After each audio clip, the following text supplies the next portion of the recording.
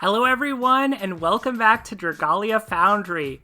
I cannot believe this, but I just recorded my impressions of the preview we got earlier today, thinking it was going to be a while longer before we got our Summon Showcase details, but after I finished recording that, the Summon Showcase trailer just came out, so this is the first time I'm really going to do this, where I'm actually going to comment over the trailer as I watch it live for the first time. After I take a look at it, give some quick impressions on it, we'll go into the game because I've already seen, but not looked at, that there are character details there, there's adventure details, so we're going to get more info from that in-game notice. That's where we'll do our analysis, that's where we'll do our in-depth discussion, and hopefully this video will post during the maintenance so that you have something to enjoy while you're waiting for this awesome new event for new and returning players alike. So here we go with the trailer. Alright, Dragalia Lost. I love these trailer videos.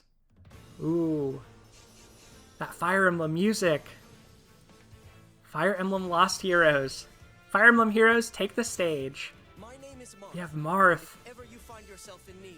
Oh, his voice is so good. Flame Sword attack type, pretty saturated pool, flickering flames, deals flame damage directly ahead, and gradually recovers the user's HP for 15 seconds. Awesome! Fire Emblem, he has the Fire Emblem! Deals flame damage in a line, and he has skill shift. You can get a strength buff, team strength buff, and attack rate buff. I was hoping to see that on him. I am Fjorm, Princess of Niffle. Fjorm, Princess of Niffle, Water Lance attack unit. Frigid Smash, of course she has to involve Freeze. That looked like a good move. Good looking move right there. And what else does she have? Ice Mirror, I knew she would have her preferred special.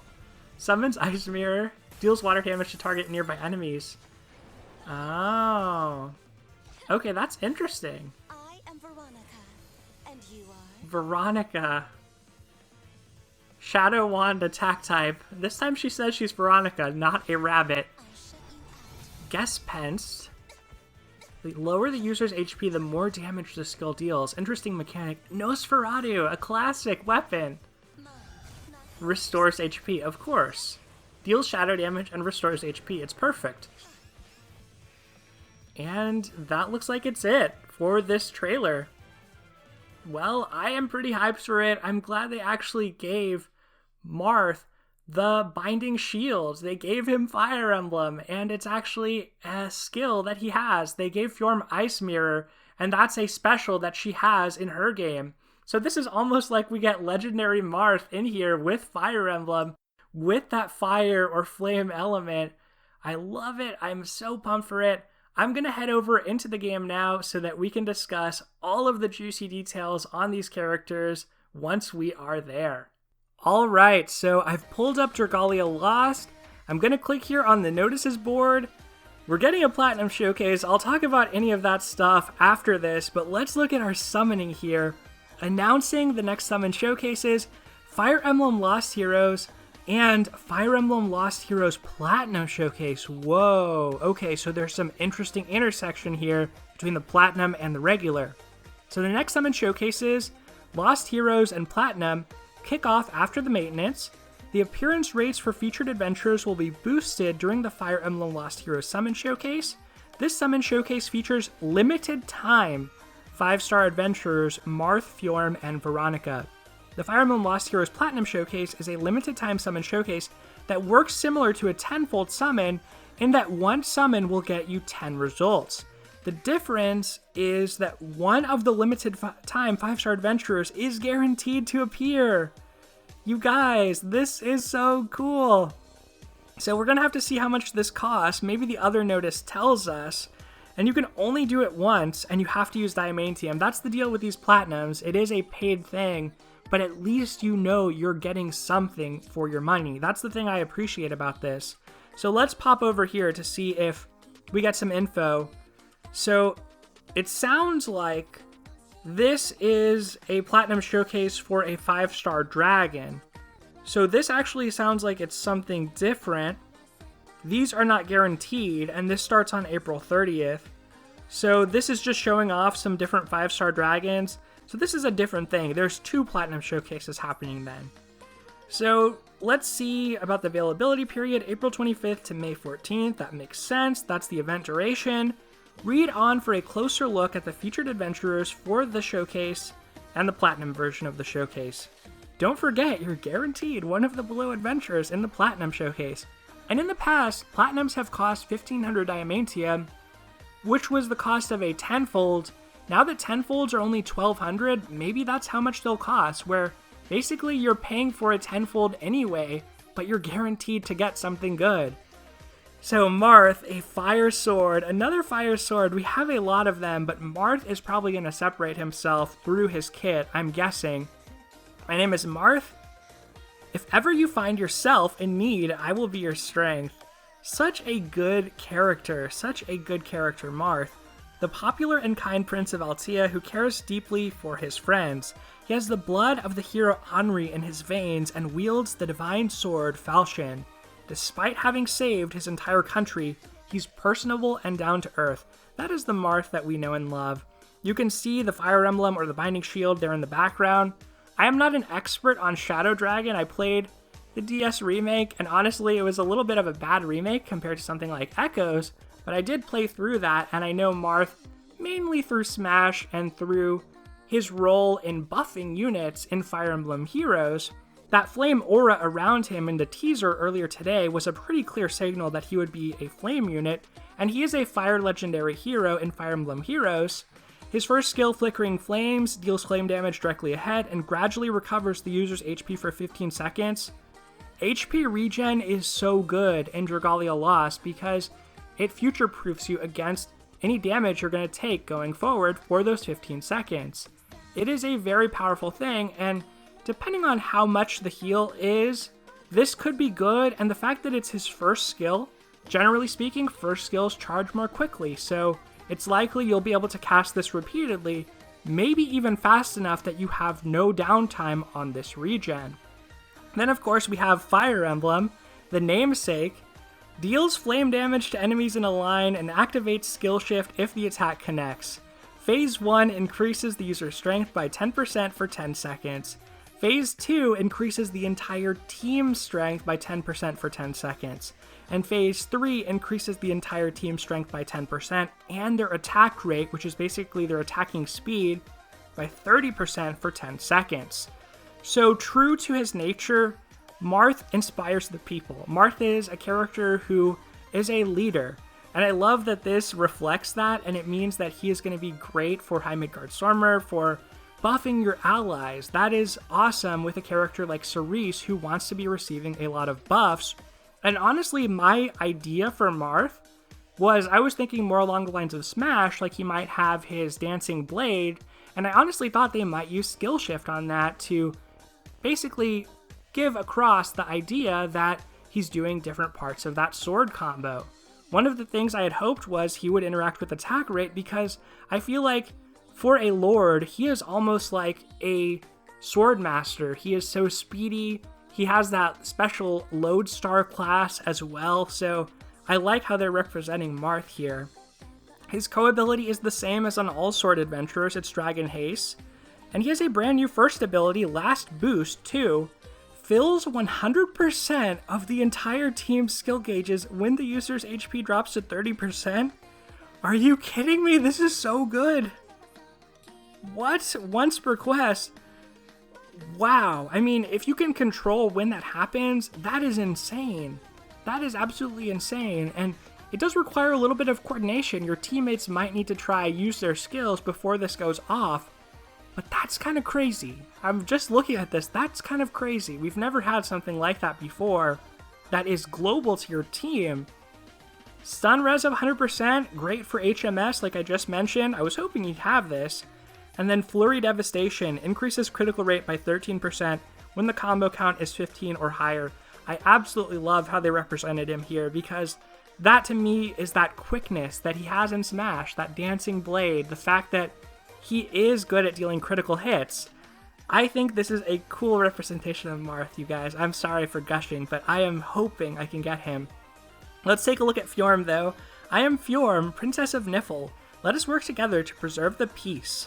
So she has a pretty high amount of strength, honestly. She's an attack unit. I think she has more than Marth, which, granted, Lance characters have a harder time dealing damage, so it doesn't necessarily translate to more DPS, but it is pretty good to see on her. One of the princesses of the Ice Kingdom, Nifl, she met Alphonse when fleeing her country after it was conquered. She's kind-hearted, loves her family, and believes in honoring debts, but she also despises those who ruined her home. Wow, pretty deep cut into Chapter 2 or Book 2, I should say, of Fire Emblem Heroes and the whole conflict that took place there. That wasn't too long ago, but I am surprised that we didn't see Air and that we have Fjorm. She does look really good in this art style, though, and right off the bat, there are a lot of water lances, just like there are flame swords. However, I think that Fjorm is the first attack-oriented water lance, which does mean she's going to have the highest strength stat of any of them so far. Her first skill is an attack, Frigid Smash, that can freeze enemies. We saw it in the trailer. And her second skill, Ice Mirror, this is her exclusive special in Fire Emblem Heroes. Summons Ice Mirror, then deals water damage to the target and nearby enemies. Additional bonus damage will be dealt relative to the damage taken while Ice Mirror is active. Pretty cool way of representing that skill, which was basically like a counter for distant attacks that increase the amount of damage that you dealt back. That's my memory of it, at least. I think it's represented well here. As a lance, she has this HP co-ability, and she has Last Bravery too. So what was Marth's? Last Boost 2? Fjorm has Last Bravery 2. Increases the entire team's strength by 30% and defense by 40% for 15 seconds? Once her HP drops to 30%, once per quest. This is another massive buff. I mean, this is just bonkers. This amount of buff is really high. Of course, it's only once per quest, and you have to fall into that range, but if you do, that is a good buff. If you could somehow trigger this at break, if you can somehow take damage going into break, that is a huge buff. Burn res of 100%. Instantly viable, easy to use for Brunhilde, one of the hardest flame fights we have in the game. Skill prep of 100%. Great. Pretty simple. It means you can use these to start off a quest. Neither of these necessarily let you cheese a quest or exploit a quest by being active from the beginning, but still not bad to have. Now we come to Veronica, and she might be the adventurer I want most. Veronica won Choose Your Legends 2, so I know that she is a very popular OC character. I am Veronica, and you are. I love that she said that line because her spring alt says, I think it says, I am a rabbit, which is one of the best voice lines in that game. She also has this high strength stat, the highest of any units we've seen today, and wands have a skill damage co-ability which boosts the skill damage of your whole team, so she is likely to be the highest damage dealer of this entire group. A taciturn girl from another world, and the princess of the Emblem Empire. She's cold by nature and does not believe in showing mercy to her enemies, but also cares deeply for her brother, whom she has missed for some time. Aww. I wonder if Bruno Zacharias will show up here. I doubt it that he'll be in the story, but that's a nice little nod, and Veronica is a really good character. I think she's probably my favorite OC from Fire Emblem Heroes, although I do like how they represent Sharena a lot, so that was one of my other favorites. Her skills, Gespenst, deal shadow damage to the target and nearby enemies.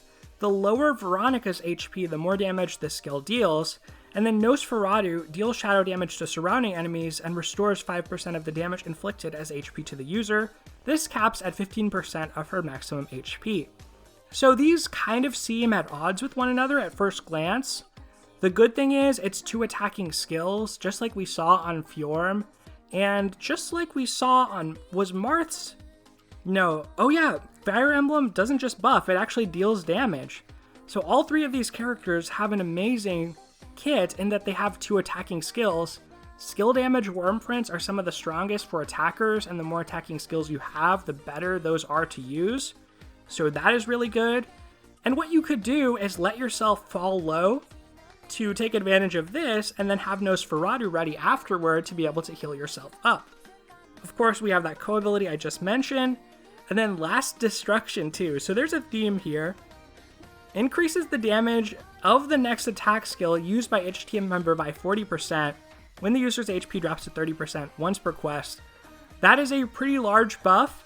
I would say this is probably the weakest of the three, although it could be close to what Fjorm does. If this is being used on a dragon skill, then suddenly this looks really good. But we have a mechanic in Dragalia Lost called Energize, and Energize boosts skill damage by 50%. And it does take a while to build up, but because of that, and because that's something you can do on a recurring basis throughout a battle, this one seems a little weaker to me. Paralysis res of 100% probably means Veronica is going to be amazing against High Jupiter once that releases. And just like Fjorm, she also has skill prep of 100%.